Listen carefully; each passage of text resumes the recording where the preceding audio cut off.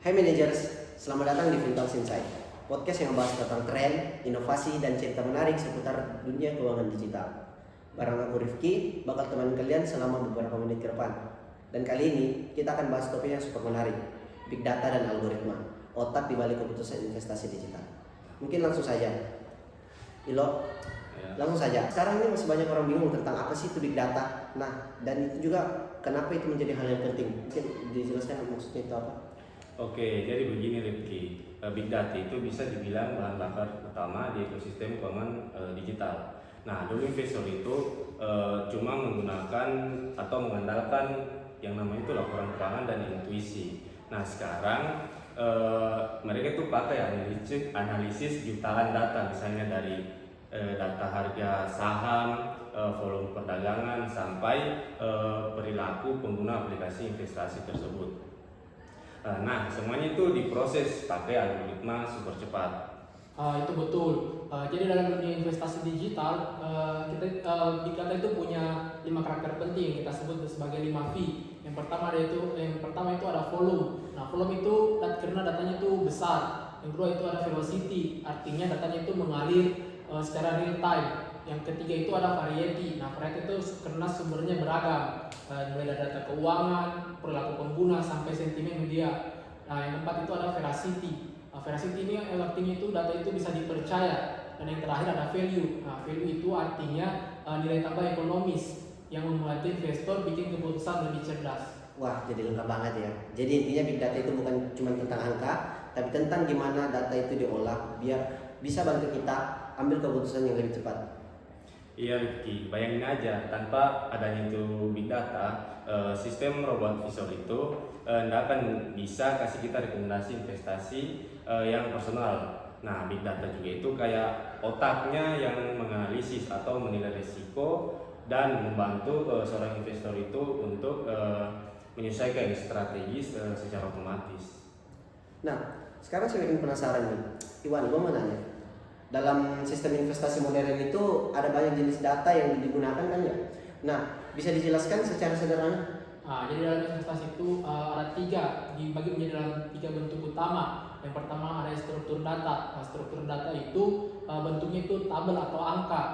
Misalnya harga saham, rasio keuangan.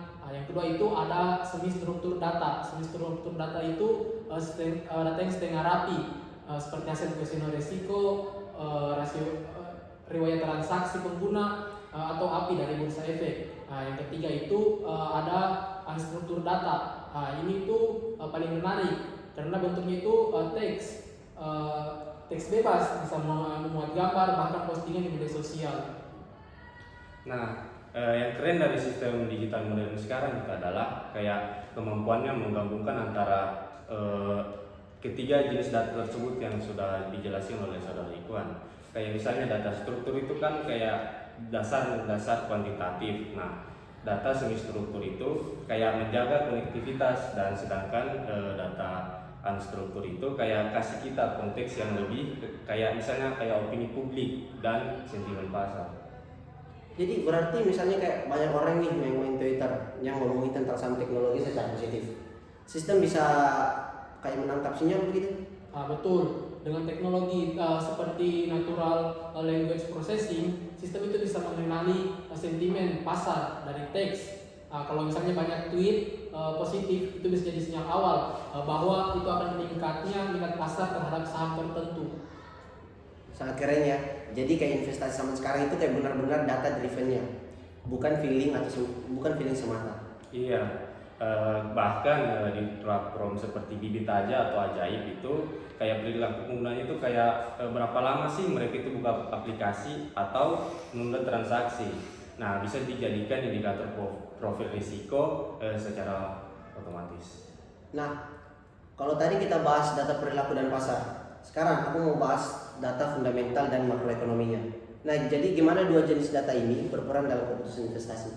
Nah, baik, kita masuk dulu pada data fundamental. Nah, pada data fundamental itu kayak ibaratnya jantung dari analisis nilai. Nah, dia itu menjelaskan seberapa sehat sih sebuah perusahaan tersebut. Nah, dapat dilihat dari kayak laporan keuangannya, labanya, arus kasnya, sehingga atau sampai di rasio profitabilitasnya kayak ROE begitulah. Nah, kalau perusahaan punya fundamental yang kuat, pasti peluang pertumbuhan jangka panjang itu kuat juga.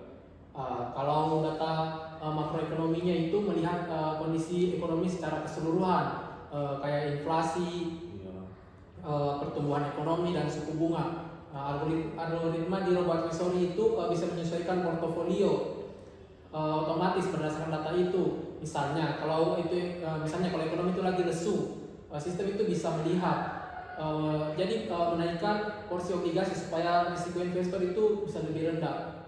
Nah, jadi semua itu sekarang berjalan otomatis ya. Jadi investor kayak tinggal duduk santai, sistem yang itu semuanya. Iya betul Rifki. Tapi di balik kenyamanan itu ada proses ya analisis data yang sangat kompleks. Nah, ribuan variabel itu diolah tiap detik biar hasilnya relevan dan akurat.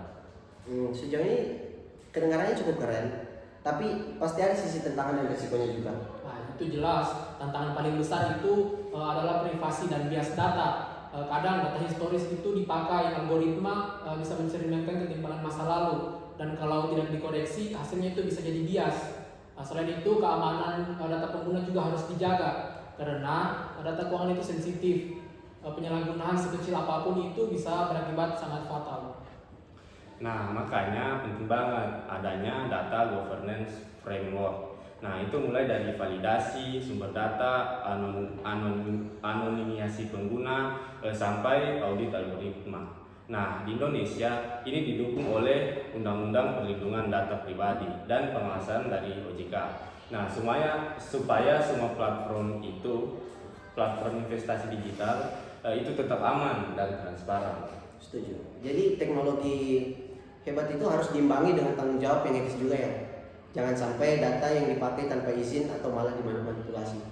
Itu betul. Prinsipnya itu begini, consent first, data later. Pengguna itu harus tahu datanya dipakai buat apa dan punya kendali penuh atas privasinya.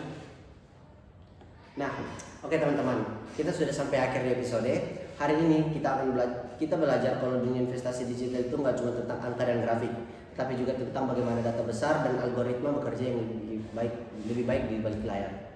Nah, big data juga itu membuat investasi jadi lebih cerdas, efisien, dan personal. Tapi semua itu tetap butuh pengawasan dan etika agar hasilnya itu adil dan bisa dipercaya.